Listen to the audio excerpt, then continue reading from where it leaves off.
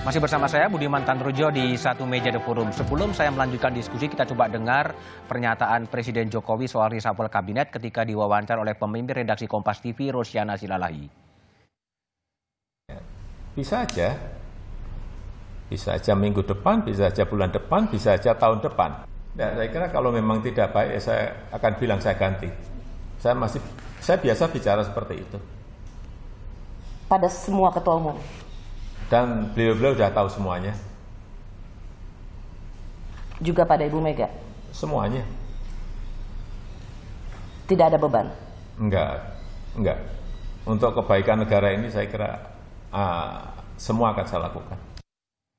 Oke, wawancara dilakukan 13 November tahun 2020 sebelum ada insiden penangkapan 2 menteri di kabinet Presiden Jokowi.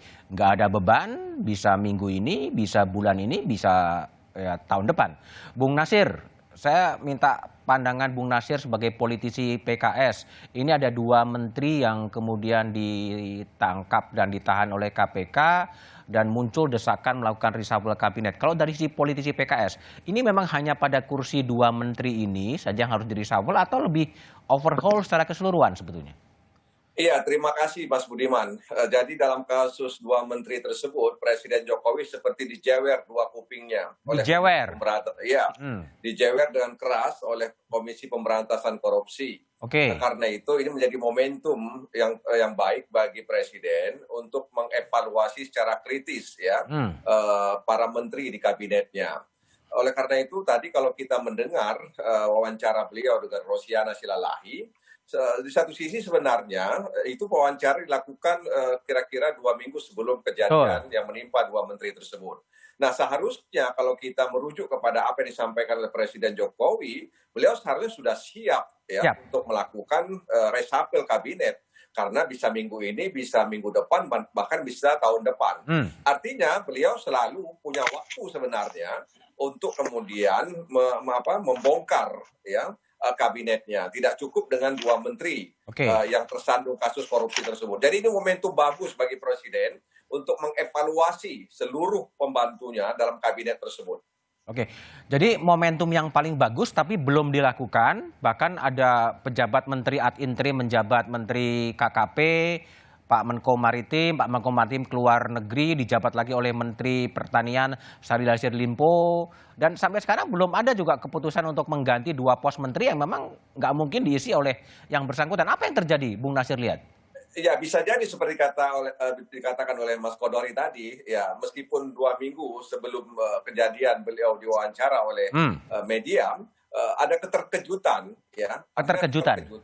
Terkejut. Artinya bisa jadi beliau tidak menyangka bahwa 2 menterinya itu, dan 2 menteri itu yang dekat, dekat dengan ketua umumnya, gitu. Bisa dikatakan Mensos itu juga orang yang dekat dengan Ibu Mega, sementara Edi Prabowo juga orang yang dekat dengan Pak Prabowo.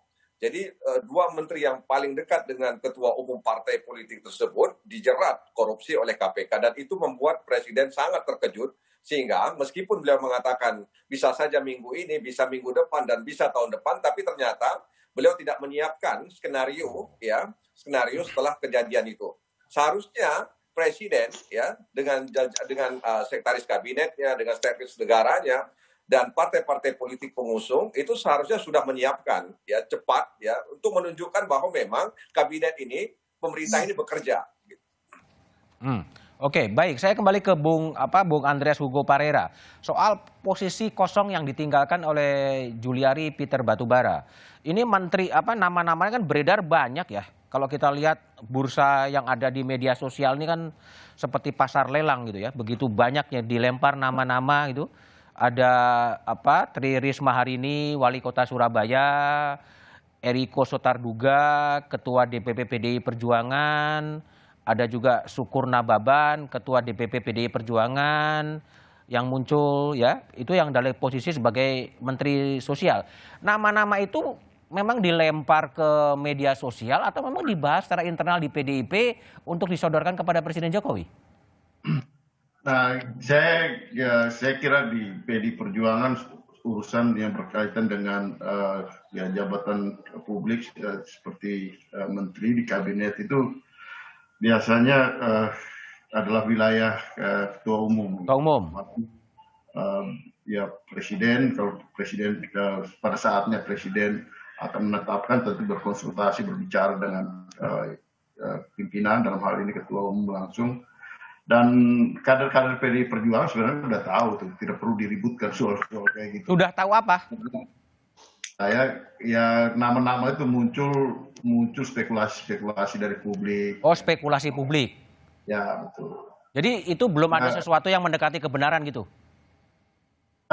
Ya biasalah, ada kekosongan, dan kekosongan tadi yang Mas Budiman sampaikan udah waktu cukup lama.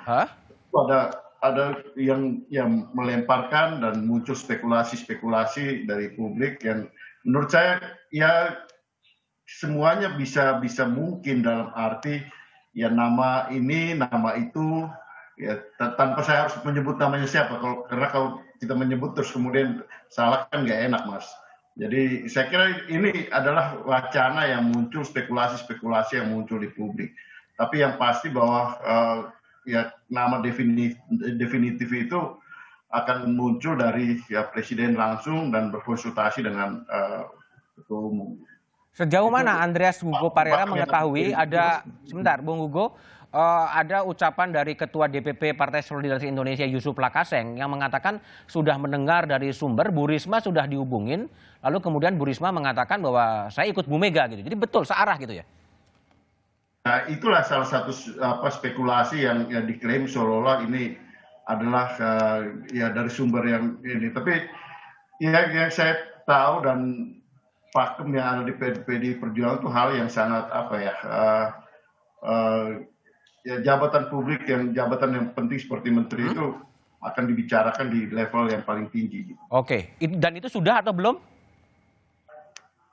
Sejauh ini saya belum tahu persis, Belum tapi tahu persis. Itu pasti akan dibicarakan dalam waktu yang dekat.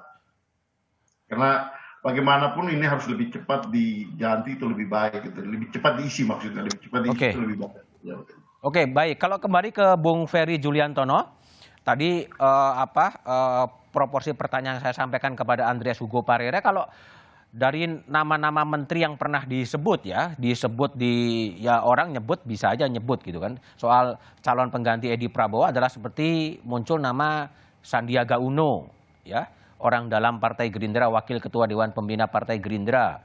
Lalu kemudian ada Arief Satria, rektor IPB. Lalu kemudian ada Wahyu Sakti Trenggono, wakil Menteri Pertahanan, wakilnya Pak Prabowo. Ada Ibu Susi Pujiastuti, ini dari netizen, ya, Menteri Perikanan. Ada juga Mimi Zulbainarni, penasehat Menteri KKP bidang sosial ekonomi perikanan. Ini sejauh mana nama-nama ini digodok di Partai Gerindra?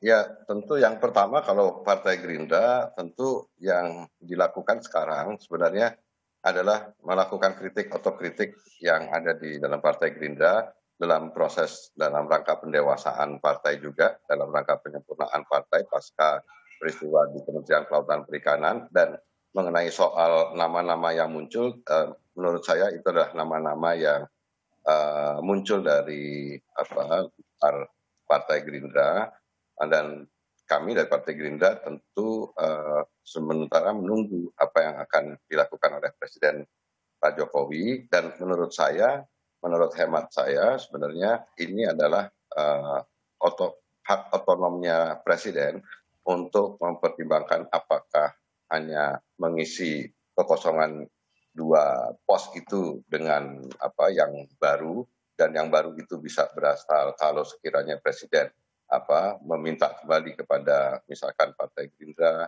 untuk mengisi di Kementerian Kelautan Perikanan atau tidak, itu kan tergantung sepenuhnya dengan Pak Presiden. Jadi posisi Partai Gerindra sebenarnya adalah posisi yang tentu menunggu sikap atau langkah dari Presiden Pak Jokowi sendiri. Bung Ferry, kalau Gerindra menunggu, artinya Gerindra sudah mengajukan sejumlah nama, dan saya minta konfirmasi apakah yang diajukan adalah Sandiaga Salahuddin Uno gitu? Saya rasa posisi menunggu ini yang dimaksud adalah apakah Presiden kemudian memanggil kembali Partai Gerindra untuk dipertimbangkan mengisi jabatan kekosongan Kementerian Kelautan Perikanan atau bukan. Jadi sebenarnya menunggunya itu. Jadi ini kan juga belum tahu apakah kemudian Presiden melakukan reshuffle-nya ini kapan, satu. Kemudian kedua, apakah hanya mengisi atau mengganti kekosongan dua pos ini atau melakukan reshuffle secara keseluruhan. Itu ini pertimbangannya kita kembalikan lagi dengan kepentingan kebutuhannya Presiden dalam hal ini untuk menghadapi tahun-tahun ke depan, mengakselerasi pemerintahan, mencoba untuk menyesuaikan irama kerja pembantu kabinet untuk mewujudkan cita-cita dan keinginan Pak Jokowi. Artinya Bung Ferry, kalau memang dari 5 nama yang beredar, katakanlah kemudian yang dipilih adalah sosok-sosok yang non partai politik, itu Gerindra merasa oke-oke saja gitu, itu karena itu hak prerogatif Presiden atau gimana? Ya, menurut saya itu kita kembalikan.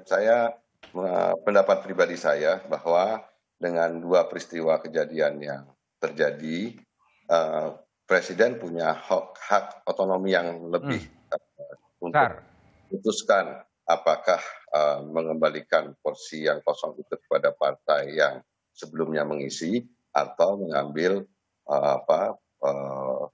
menterinya berasal dari luar partai, atau Presiden kemudian memanggil kami untuk kemudian merencanakan untuk melakukan reshuffle kabinet, dan itu tentu pembicaraannya kan sangat berbeda, Mas Budiman. Oke, baik. Saya akan Bung Kodari ya. Ini kan agak lama